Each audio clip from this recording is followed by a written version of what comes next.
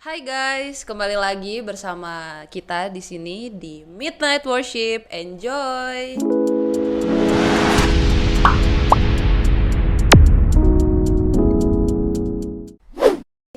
Halo teman-teman semua, masih kembali lagi bersama dengan saya sebagai host di sini. Tentu saya masih bersama dengan saya Chessy, dan tentunya saya di sini nggak sendiri dong. Di sini saya ditemani dengan narasumber saya yaitu Kateo. Halo Halo Kateo. semuanya.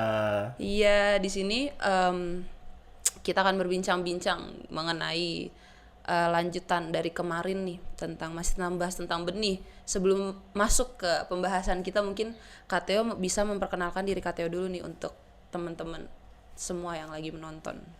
Halo semuanya, nama saya Theo. Saya uh, pelayanan di saya full timer di sebuah pelayanan namanya Saluran Berkat untuk Negeri, Yayasan Saluran Berkat untuk Negeri. Lebih tepatnya di Fire Generation Indonesia dan di salah satu divisi namanya Fire Mission. Ya itu aja, Jesse. Iya, itu aja. Kira-kira ada sosial medianya nggak sih? Ada sosial media, ada Ah, Instagramnya Fire Generation Indonesia dan YouTube-nya itu Fire Generation. oh iya, Kalau berat. enggak Fire Generation Solo. Nih teman-teman nanti bisa lihat Dicas. di bawah sini, asik. Bisa dilihat di bawah sini nama Instagram sama YouTube-nya. Jangan lupa teman-teman untuk follow dan subscribe ya Kateo ya. Setuju, Ya. benar. Jangan lupa juga nyalain lonceng notification di YouTube-nya. Benar. Benar, supaya teman-teman bisa terus update nih sama kegiatan-kegiatan Fire Generation, dan mungkin bisa tergabung juga ya Kateo ya. Siap. Iya, Kami betul. sangat terbuka untuk siapapun yang punya hati untuk generasi yang mau mengerjakan Indonesia, kami siap. Oke teman-teman, sebelum kita masuk ke pembahasan kita lebih dalam lagi selanjutnya, teman-teman, mungkin kita akan mendengarkan dulu nih pujian dari teman-teman pemusik kita.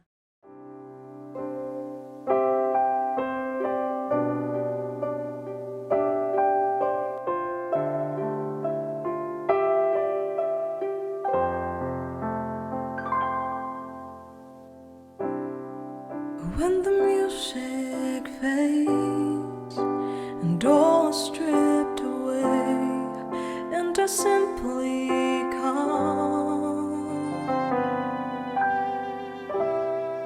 longing just to bring something that's of worth that will bless your heart.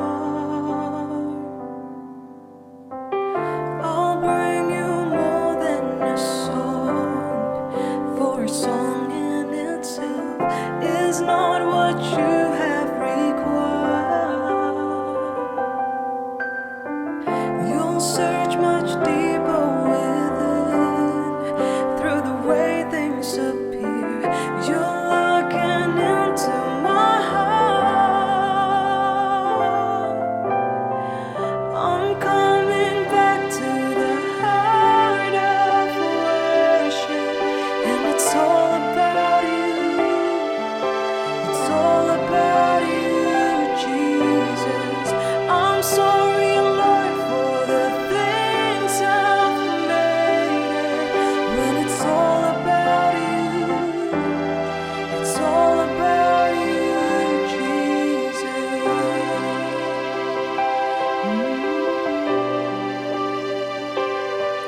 It's all about you.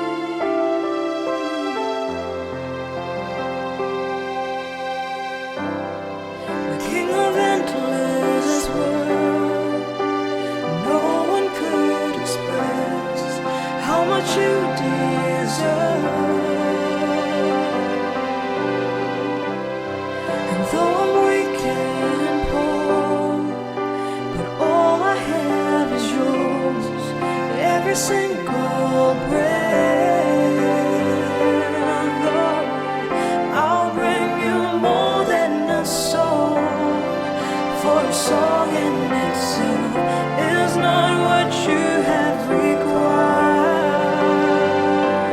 No, you'll search much deeper within, through the way things appear.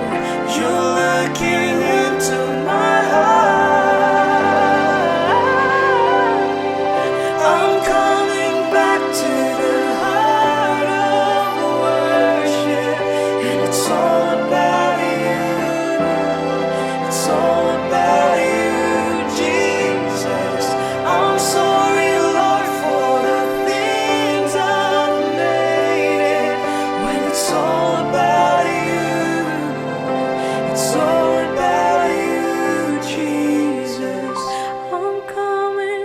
to the heart of worship, and it's all about you.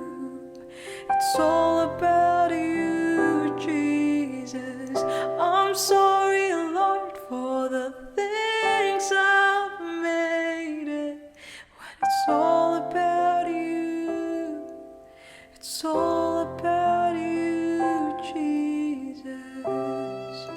It's all about you. Yes, it's all about you.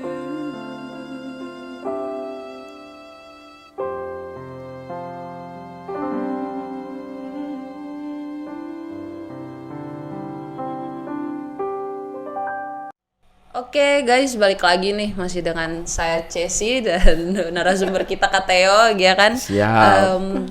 Di podcast sebelumnya kita tuh membahas tentang benih nih Kak Theo nih, dan teman-teman semua kita ngebahas tentang benih yang dimana benih menurut firman Tuhan gitu. Jadi bahwa benih itu adalah firman Tuhan itu sendiri, yang dimana bahwa kita harus memiliki benih yang berkualitas, dan kita juga benih yang kita tabur juga harus berkualitas. Oleh karena itu para penaburnya juga harus berkualitas gitu Kak Theo. Nah, gimana sih menurut Kak Theo sendiri nih cara untuk supaya kita tuh bisa tetap menjaga benih itu supaya tetap tumbuh kayak gitu? Kalau menurut Kak Theo tuh seperti apa?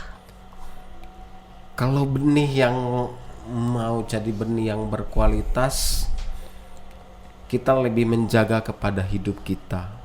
Karena ketika kita menabur hidup kita untuk generasi ini, kalau kita menabur hidup untuk generasi ini kan otomatis generasi itu melihat kita. Alkitab bilang bahwa jadi teladan di masa muda dalam perkataan, dalam tingkah laku, dalam semua, untuk menjaga kualitas hidup, menjaga kualitas benih, menjaga kualitas hidup. Kalau hidup kita sembarangan, ya otomatis benih kita menjadi benih yang sembarangan juga. Jadi akhirnya kita akan bertumbuh, mungkin kita akan bertumbuh tapi kerdil. Mungkin kita akan bertumbuh tapi kerdil. Mungkin kita akan ya terlihat seperti ya pelayanan, tapi ya kita tidak menjadi benih yang memati. Kita tadi menjadi benih yang berkualitas. Karena ketika kita menabur hidup, kalau kita menabur hidup untuk generasi yang artinya kita menjadi benih untuk generasi itu, dan kita akan menjadi contoh, role modelnya untuk generasi. Jadi kalau kita mau mau lihat benih itu berkualitas, kita menjaga hidup kita. Berarti benar-benar kita semua tuh tanggung jawab diri kita sendiri ya. Iya. Berarti kembali lagi ke diri kita sendiri, Iya. yang dimana kita harus menjaga diri kita sendiri supaya tetap berkualitas ya, supaya benih itu sendiri juga berkualitas. Iya. Benar sekali, Jess. Iya, bener banget.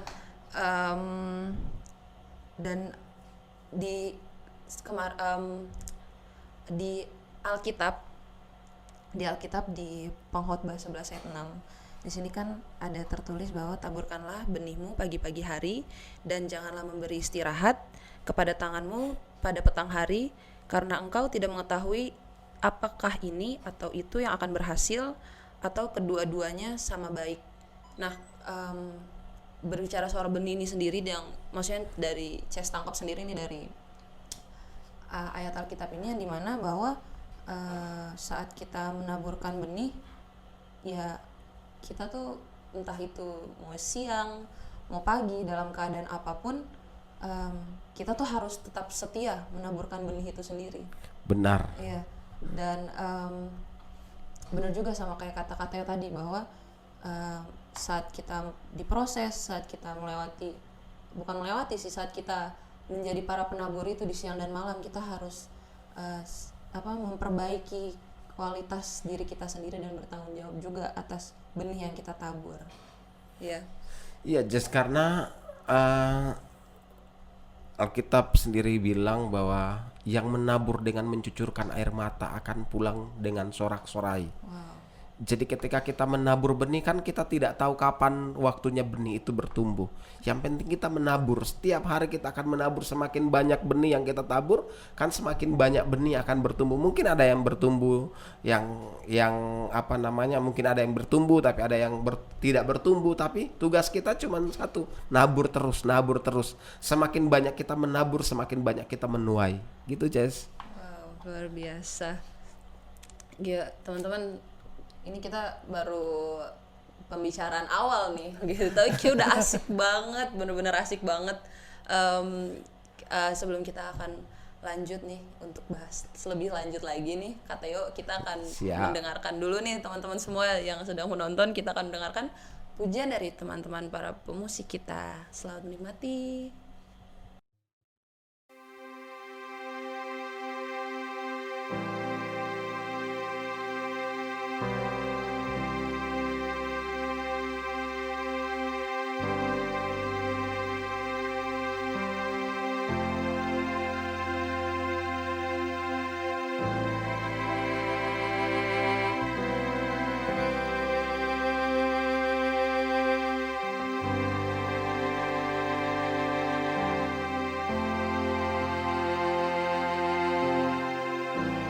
Call me out upon the waters, the great unknown, where feet may fail, and there I find you in the mystery, in oceans deep, my faith will stand. And I will call upon your name and keep my eyes above the waves. When oceans rise, my soul will rest in your embrace. For I am yours, and you are mine.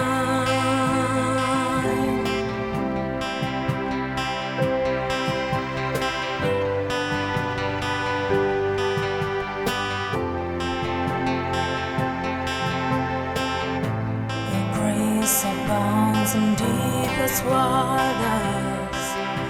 Is ever an end? You'll be my guide. Where feet may fail and fear surrounds me, you've never failed, and you won't start now. So I will call upon your name and keep my eyes above the waves. When oceans rise, my soul will rest in your embrace.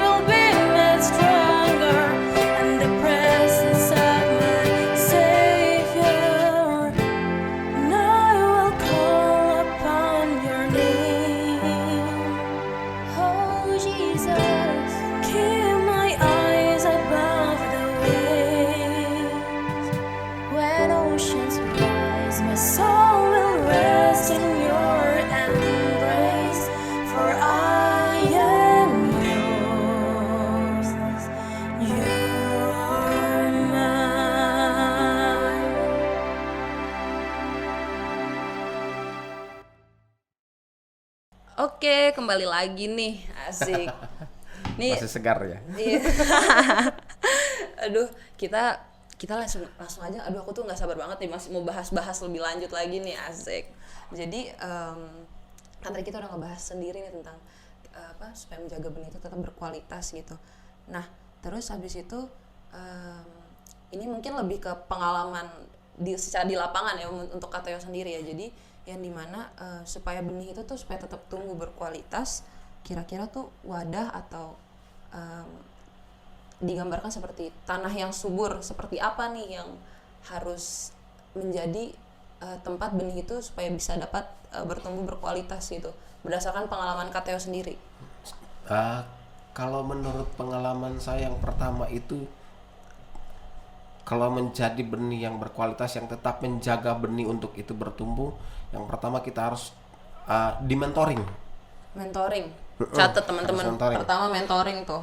Harus dibapai karena untuk menjaga kerohanian kita. Kalau mungkin bapak jasmani kita akan memenuhi semua kebutuhan jasmani, tapi bapak rohani akan memenuhi semua kebutuhan rohani kita. Jadi kita harus dijaga oleh mentor-mentor kita. Jadi kita akan menjaga hidup kita. Kalau kita tidak punya mentor, berarti kita ya hidup akan hidup, pelayanan akan pelayanan, tapi kita seperti orang yang seperti ayam yang tidak ada induknya mungkin. Jadi kalau kata pepatah, tong kosong nyaring bunyinya. Ya, setuju, Ces. Bener gak sih teman-teman jujur?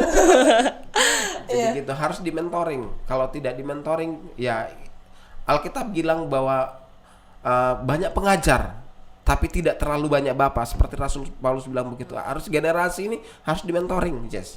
Karena kalau tidak ya kita hidup asal suka-suka kita sendiri. Tapi ya kita tidak bertumbuh. Mungkin ya ibadah-ibadah, tapi kalau ada bapak rohani, yes, kamu dapat apa hari ini? Kamu makan apa?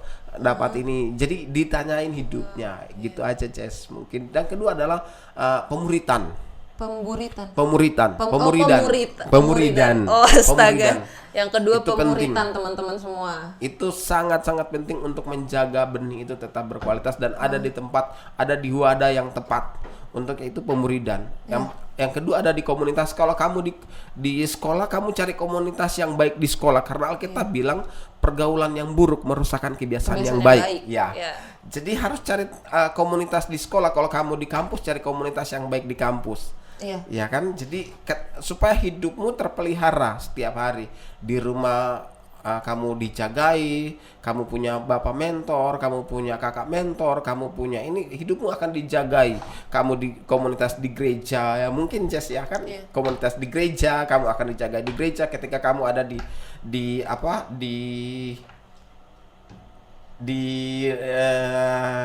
sekolah, kamu punya komunitas yang baik di sekolah. Ketika kamu di kampus ya kamu punya komunitas yang baik di kampus. Makanya secara otomatis ya kita akan menjadi benih yang baik itu, yang akan terjaga dan bertumbuh setiap hari dari hari ke hari. Gitu, Jess. Wow, berarti teman-teman di sini ada dua caranya ya, supaya kita. Mungkin saya kasih dua aja dulu. Oh ya, kalau mau lebih nggak apa-apa sih. Iya, jadi di sini teman-teman ada dua, yang dimana yang pertama itu kita tuh harus memiliki mentor ya. Kita harus memiliki mentor, dan yang kedua adalah pemuritan, teman-teman semua. Jadi ketiga, milikilah komunitas yang baik, Jess.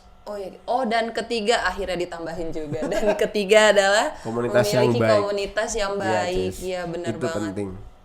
Ya, tapi terkadang nih saat kita kayak ingin nih ingin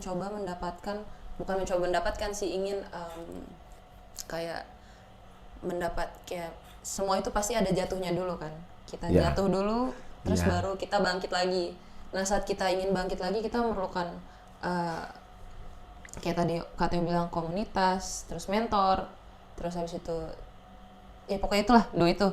Nah, terkadang tuh kayak kita masih kayak banyak dari diri sendiri, terkadang rasa seperti intimidasi, dan intimidasi terbesar kalau menurutnya itu yang dirasain dari diri sendiri. Itu tuh bener-bener yang ngebikin kita kayak aduh, layak gak ya gue untuk bisa bertumbuh gitu dalam rohani bersama Tuhan gitu. Dan kayak sampai kadang tuh selain intimidasi dari diri sendiri tuh intimidasi dari luar juga gitu. Dan kalau menurut Kak Teo sendiri gimana sih tuh cara menghadapi hal seperti itu supaya kita bisa bertumbuh menjadi apa ya, benih yang berkualitas itu? Kalau menurut saya yang pertama itu ya punya mentor. Kamu akan cerita banyak sama mentormu. Dia akan menolong. Akan menolong kamu untuk keluar dari sana, dari yang Jess alamin, yang teman-teman semua di rumah alamin, siapapun yang ngalamin, mungkin bukan saja Jess, tapi mungkin ada teman-teman yang di luar juga yang ngalamin seperti Jess, yang mungkin tidak tahu jalan keluarnya. Tapi ketika kamu punya mentor, kamu bisa cerita banyak sama mentormu, karena mentormu itu akan menolong kamu untuk keluar. Mentormu itu mungkin bukan juru selamat semuanya, hanya Tuhan yang juru selamat, tetapi betul. bisa menolong, memberikan solusi untuk Jess dan teman-teman yang ada di luar sana. Begitu, mungkin bisa menolong. Yang kedua adalah keluar dari intimidasi. Setan itu mengintimidasi. Ketika mungkin begini, mungkin Jess pernah ngalamin ketika Jess doa, terus tiba-tiba doa mau nyembah gitu, kamu nggak layak, kamu tidak layak. Itu intimidasi iblis, itu intimidasi setan. Jadi untuk menjaga itu ya kamu harus ngomong untuk dirimu sendiri. Atau gini, setiap hari minimalnya itu adalah kamu baca firman. Baca firman. Karena setiap hari ketika kita baca firman, itu iblis itu mungkin akan masuk tapi bilang begini, Jess itu berharga. Saya berharga di mata Tuhan. Saya itu adalah ciptaan Tuhan. Saya tidak terintimidasi. Jadi ketika kita masukkan firman, itu akan mengcover kita satu hari. Gitu. Karena apapun intimidasi iblis itu kan kerjaannya datang kalau kata Yohanes dalam firman Tuhan itu kan bilang, Yohanes 10 ayat 10b itu bilang, 10a itu bilang, aku datang untuk mencuri, membunuh dan membinasakan. Jadi ketika kita tidak punya firman, ya dia akan membunuh kita secara perlahan-lahan. Mungkin intimidasi yang kita alamin secara tidak langsung, kita menjadi benih yang mulai kerdil dan mungkin kita akan hilang, mati. Gitu, Jess. Berarti memang benar-benar saat kita menghadapi intimidasi itu tersebut, kita harus memperbesar volume bahwa Tuhan tuh janji yang dimana tidak pernah meninggalkan, dan kita juga harus mau berani untuk mendobrak rasa intimidasi itu sendiri dengan yang dimana kita mendekatkan diri sama Tuhan, kita baca firman Tuhan, yang dimana di situ ada banyak tersingkap rahasia-rahasia yang mungkin bisa jadi penguatan juga untuk kita. Setuju, Jess. Gitu teman-teman semuanya. Wah, seru banget. Aduh. Gak menyangka akan seru ini. Oh my god. Teman-teman, sebelum kita akan membahas di pembahasan yang ini, kayak akan lebih dalam banget sih pembahasan ini.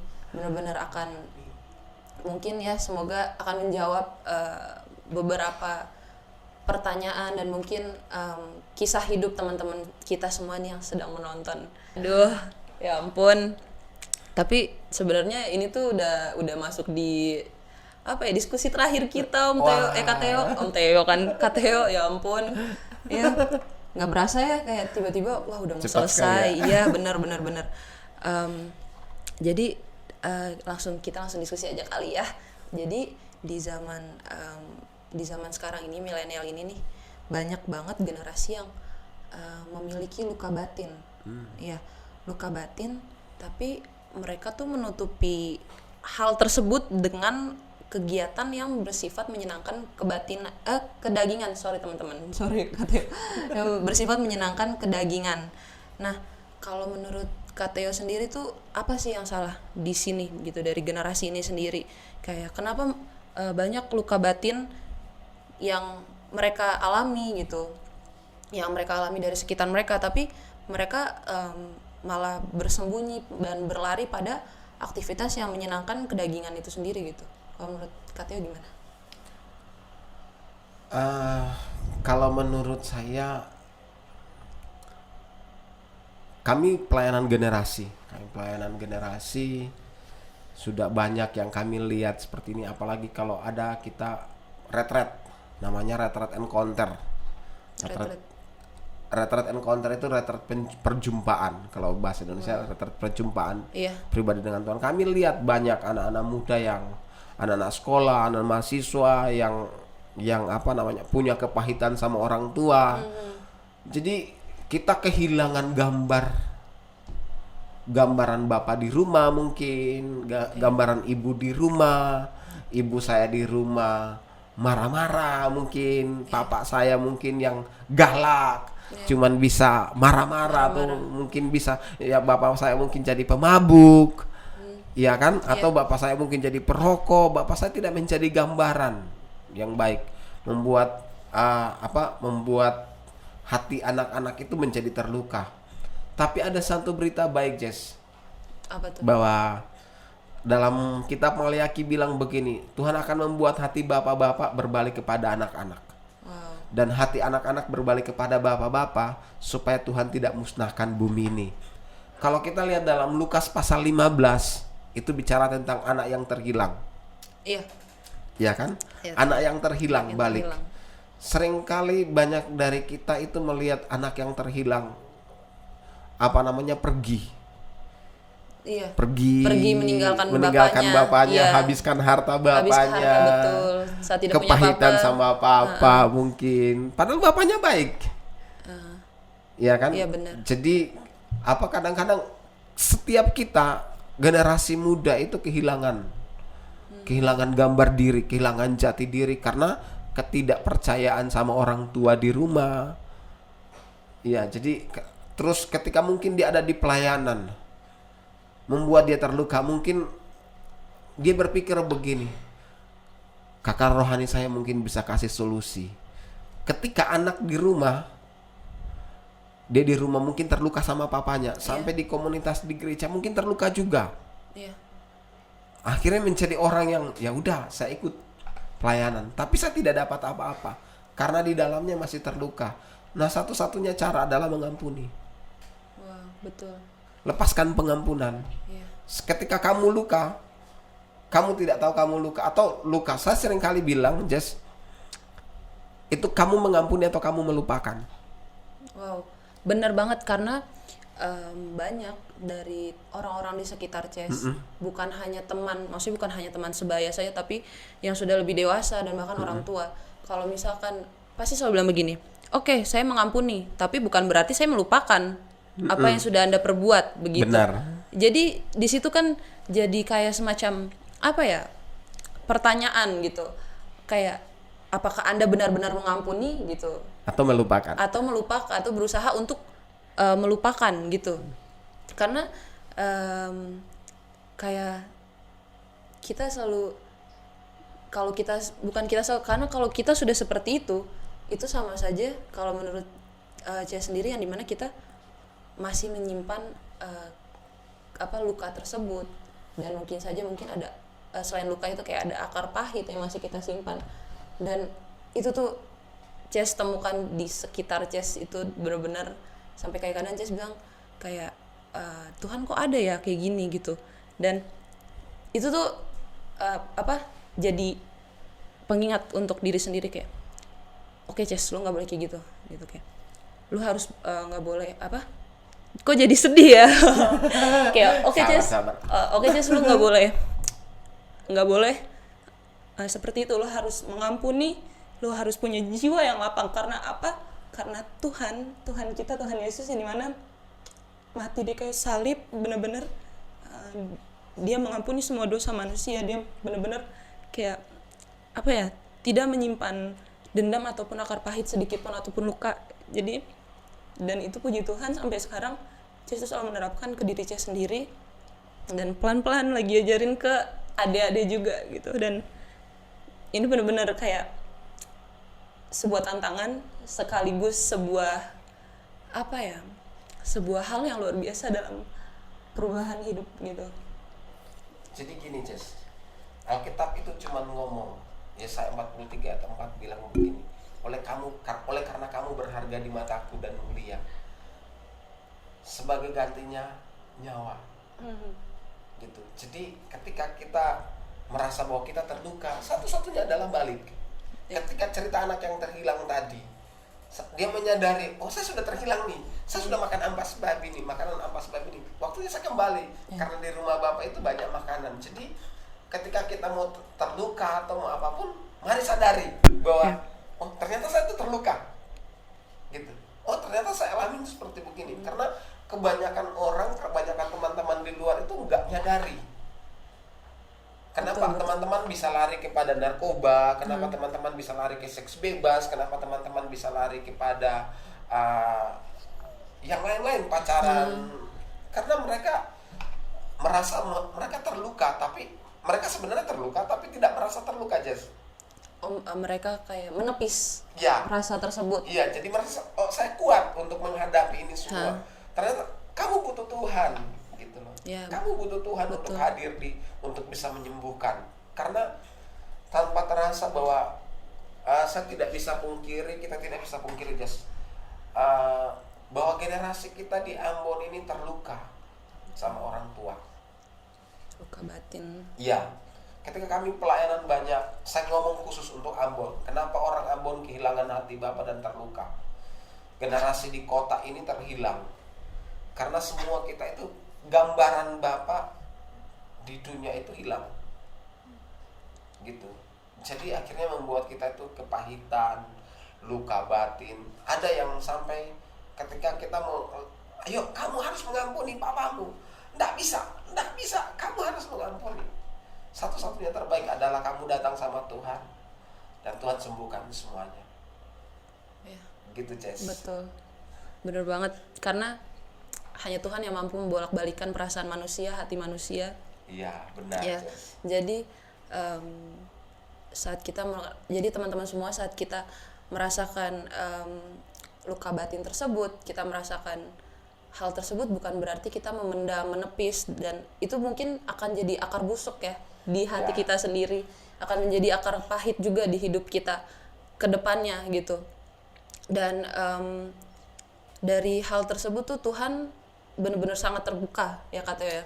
Tuhan sangat terbuka, tangan Tuhan tuh selalu terbuka, tangan Bapa kita yang di sorga yang sungguh sangat luar biasa itu benar-benar terbuka untuk teman-teman semua, untuk datang, untuk minta bahwa supaya hal-hal, maksudnya perasaan-perasaan tersebut tuh supaya mau Tuhan bantu hilangkan pelan-pelan, Tuhan proses supaya kita diberikan jiwa mengampuni yang luar biasa ya gitu teman-teman.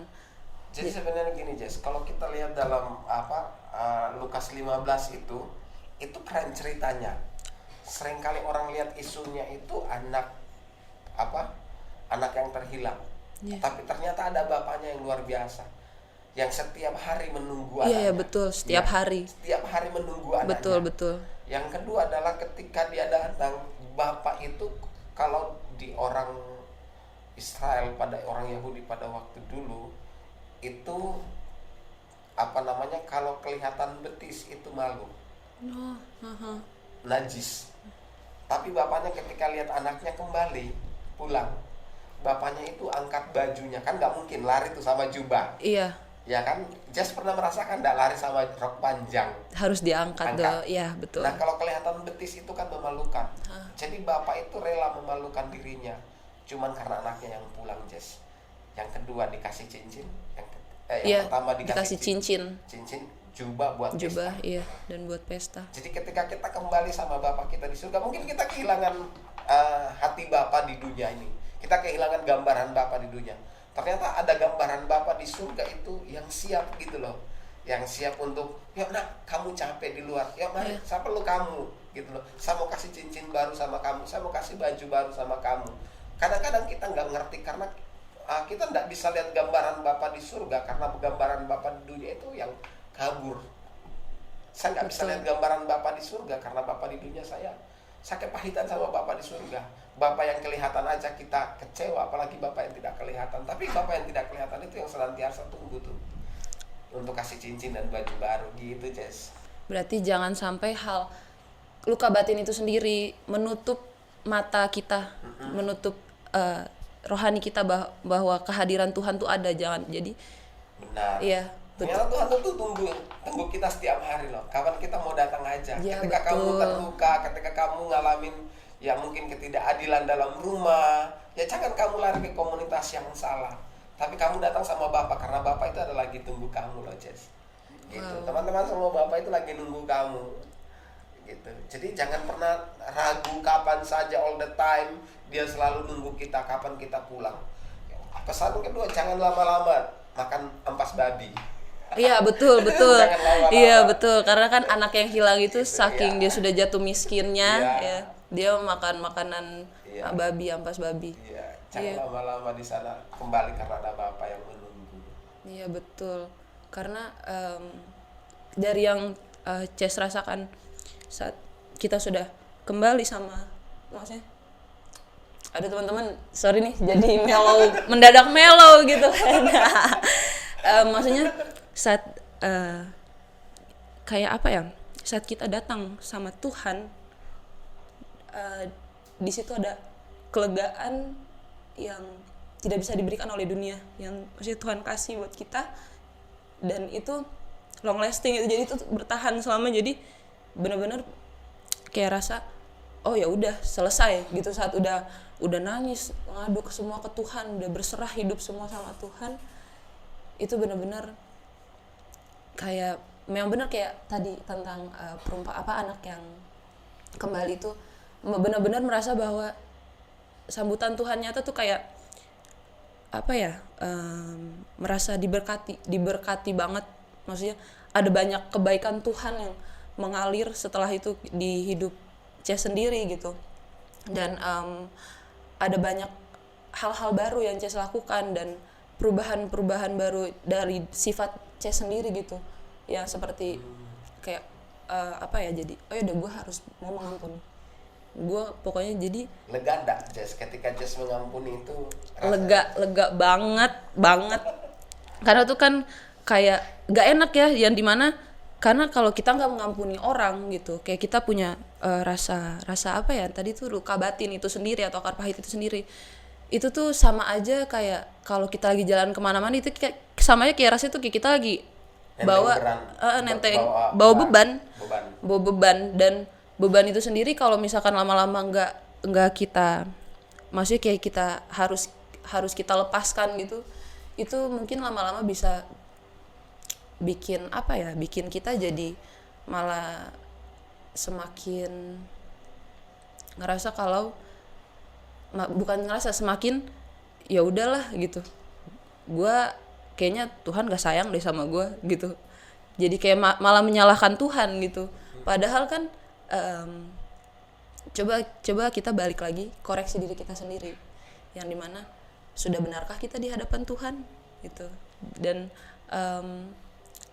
sebenarnya itu sih yang harus maksudnya generasi sekarang ini mengalami hal tersebut, saat mengalami luka batin itu menepis dan mereka semakin jauh dari Tuhan, dan mereka kayak menyalahkan Tuhan dalam segala apa ya, hal-hal yang apa sih, yang kayak pencobaan yang Tuhan kasih gitu.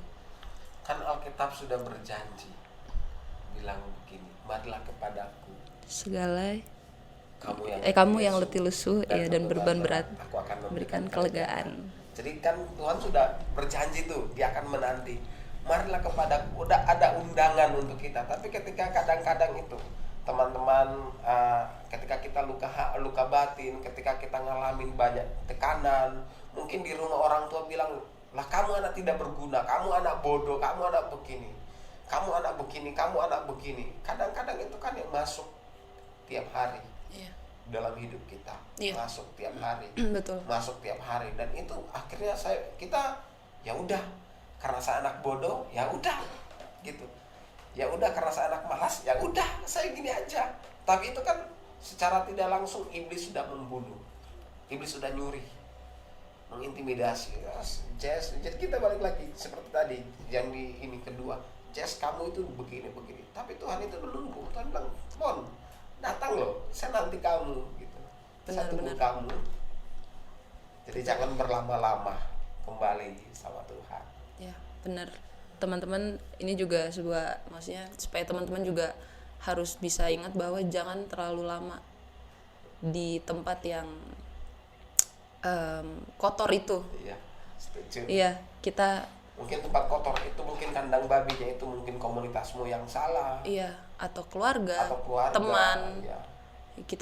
Kita harus mau berani keluar mau berlari kepada Bapa kita yang di sorga. Ya betul, karena apa ya, jangan takut, jangan pernah merasa takut untuk keluar dari hal seperti itu ya. Kata Teo, betul, karena kan Tuhan bilang begini, Tuhan yang berjanji menyertai. betul setuju sekali Kak Teo ya. Dan ini tuh juga apa ya, di Alkitab ini ayat favorit Chess yang dimana ini juga untuk teman-teman semua di rumah.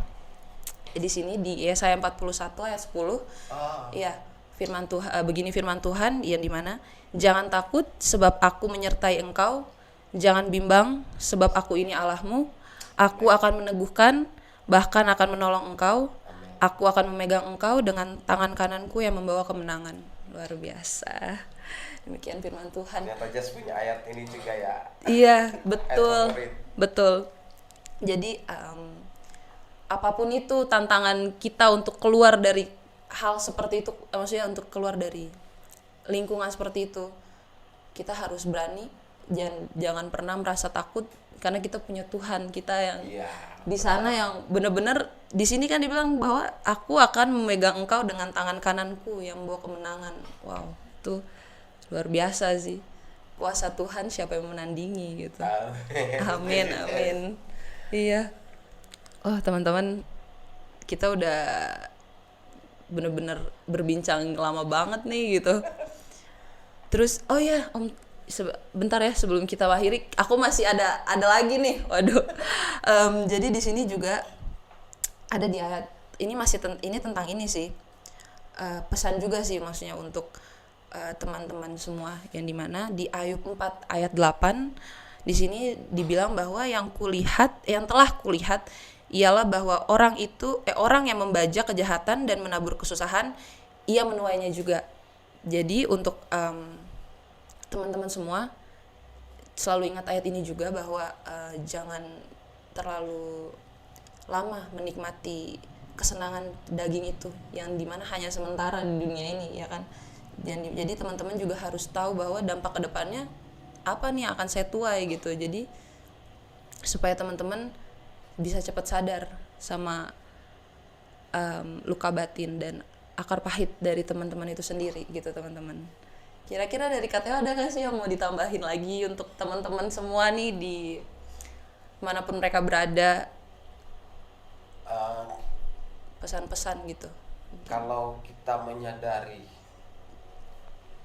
bahwa kita itu sakit, kita butuh dokter dong, Jess. Betul, kan kalau sakit kita yang harus ke dokter. Iya kan? Iya. Kalau kita sakit kan kita pasti butuh namanya dokter. Iya. Tergantung kamu sakitnya apa. Iya, betul. Kalau Jess sakit hati, jangan lari ke pacar. Teman-teman semua ya,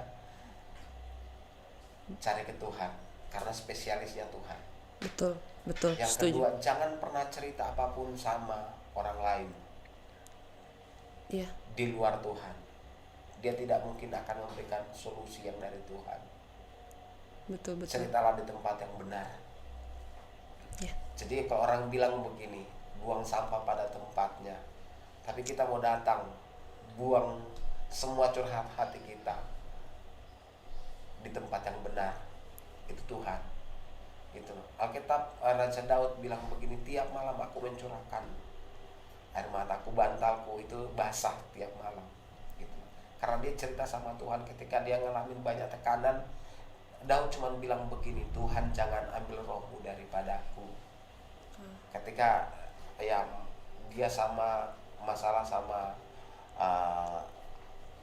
ya itulah gundiknya itu, istri, masalah besar itu, terus dia bilang begini, Tuhan jangan ambil rohmu daripadaku. Jadi ceritalah di tempat yang benar. Mungkin cari mentormu, cari kakak rohanimu, cari ibu gembalamu, cari siapa aja yang bisa dipercaya untuk diceritakan. Jangan cari tempat lain. Jangan cari tempat yang salah. Ketika kamu bisa cerita di sana, kamu percayai.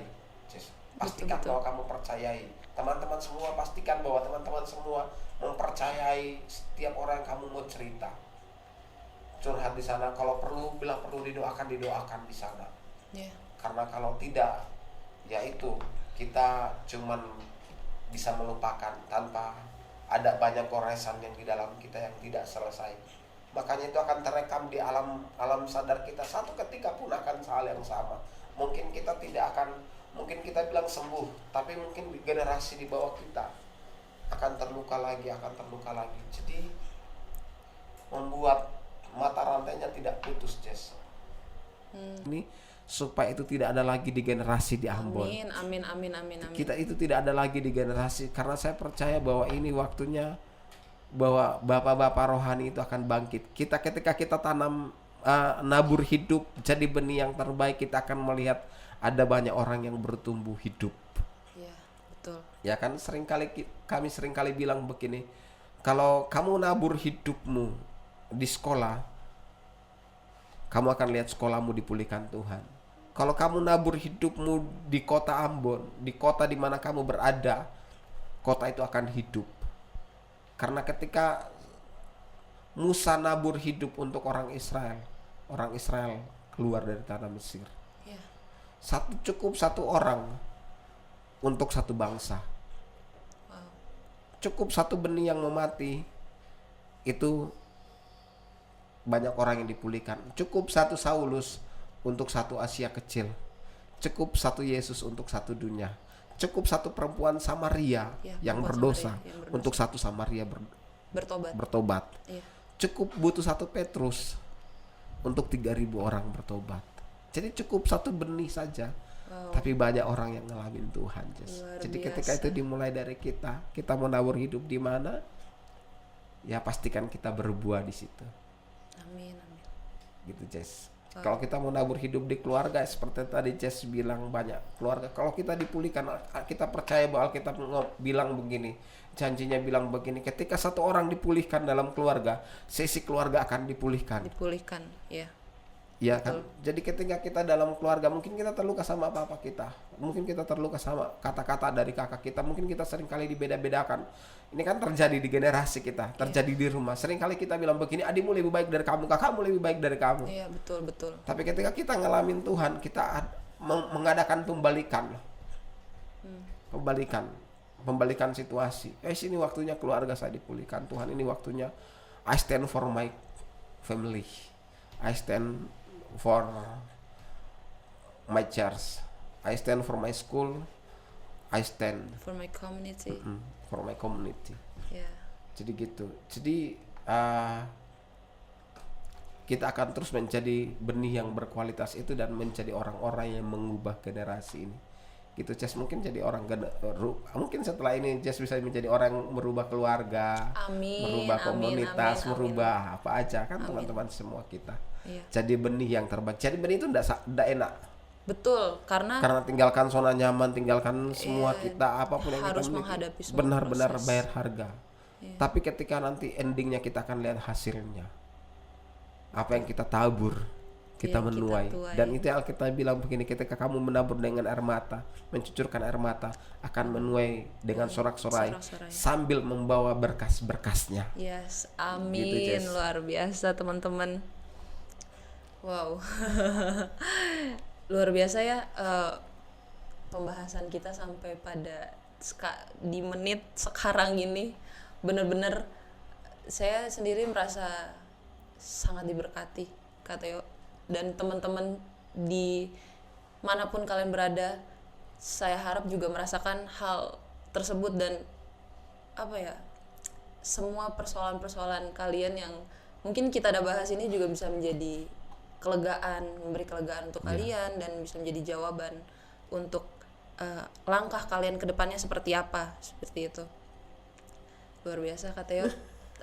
Terima kasih banyak sudah mau menjadi narasumber kita di podcast kita pada hari ini.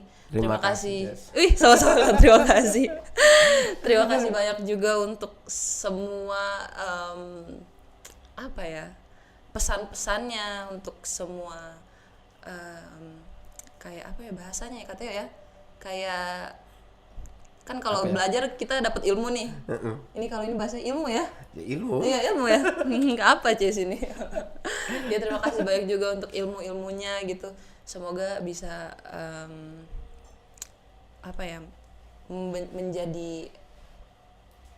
menjadi berguna untuk banyak orang yang menonton ini gitu. Iya. bisa memberkati banyak orang, Iya, dan bisa memberkati teman-teman pemuda, iya. teman-teman youth yang ada di tempat-tempat lain. Iya, betul sekali. Oke teman-teman, tiba saatnya kita sudah di akhir podcast. Iya, sedih banget. Iya, jadi teman-teman kita sudah di akhir podcast kita pada hari ini, Kak Theo ya. Ya. Jadi kita sebelum Kak Theo, nanti kalau misalkan aku bilang sebelum kita mendengarkan setelah ini kita akan mendengarkan pujian penutup daripada teman-teman pemusik kita. Ntar kita sama-sama bilang cekidot ya. Ya. Asik. Boleh ya? Boleh. Oke teman-teman semuanya, selesai sudah podcast kita pada hari ini. Dan kita juga akan mendengarkan pujian penutup dari para teman-teman pemusik kita. Oleh karena itu teman-teman, selamat menyaksikan Cekidot. Dah.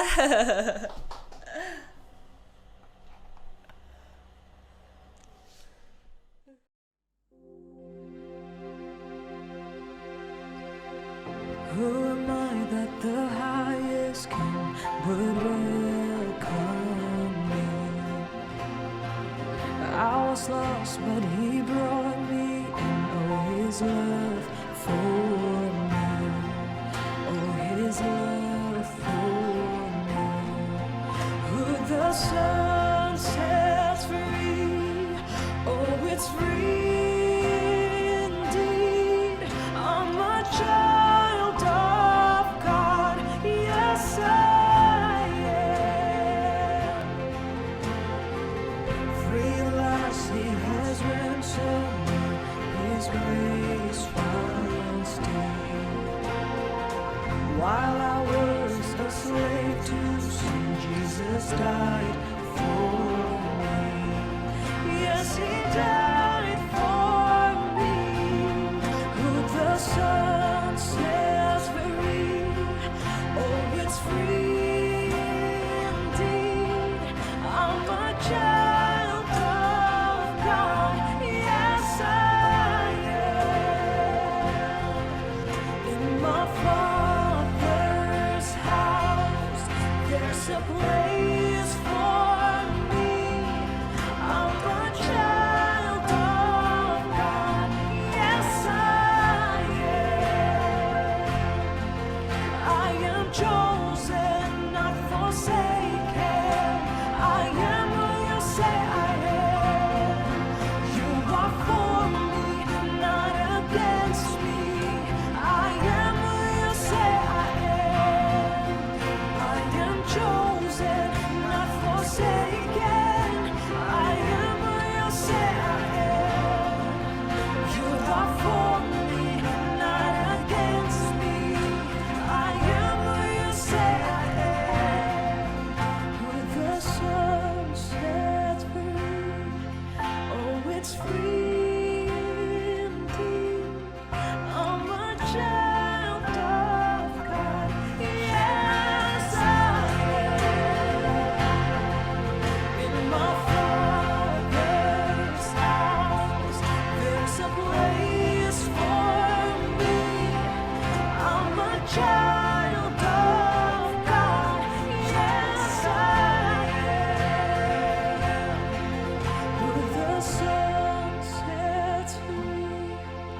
Oh, it's free indeed.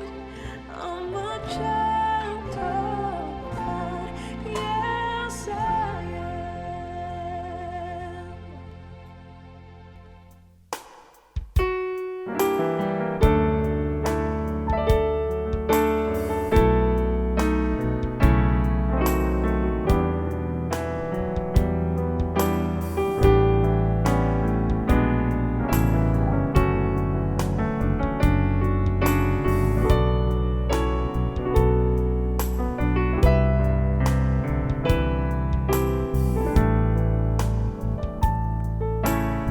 Give thanks with a grateful heart. Oh, give thanks unto the Holy One. Give thanks because He's give us Jesus Christ, His Son. Give thanks with a grateful heart. Oh, give thanks unto the Holy One. Give thanks because